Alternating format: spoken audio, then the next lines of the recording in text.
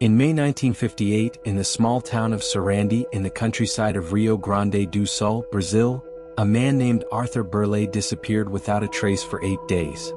When he returned, he brought with him an astonishing story: a visit to a planet called Akart. His account sparked intense debate. Was it real? A vivid imagination? Or perhaps stories he had heard from others? According to Berlet, everything began while he was working in a wheat field. Suddenly he was taken by mistake by beings from Akart. The Akartians were on a mission to Earth to study wheat. On their planet, it was bitter and unpleasant.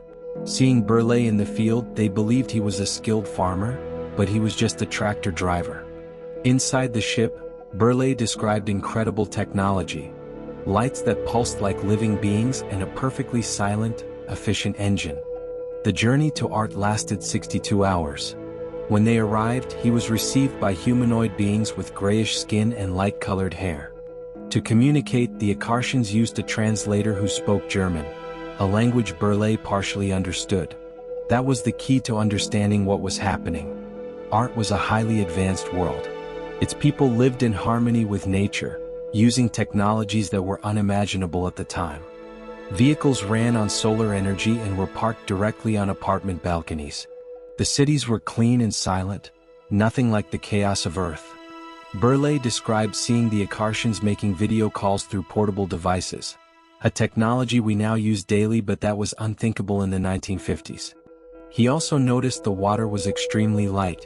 He had to drink nearly a liter to quench his thirst. During his stay, the Akartians showed him Earth, a small blue planet floating in the void. This image would only be scientifically confirmed a year later, in 1959, with the first images of Earth from space. The Akartians were concerned.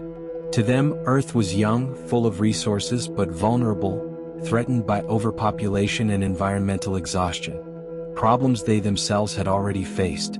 They warned Berlet, "When you return, no one will believe you.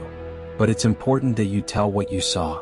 After 8 days, he was returned to the exact spot where he had been taken. People were shocked. His beard was long, far too much for just a week. He locked himself in his room and documented everything. He wrote and drew what he had seen, fearing his memories would fade. The result was a book, From Utopia to Reality, a real journey to another planet. It was translated into other languages and became a reference in ufology. The story sparked controversy. Some say it was a product of his imagination or influenced by stories from local German immigrants. Others believe he may have shaped the story based on his perception of the world at the time. But even skeptics wonder, how could he have imagined video calls or Earth as a blue planet years before it was proven?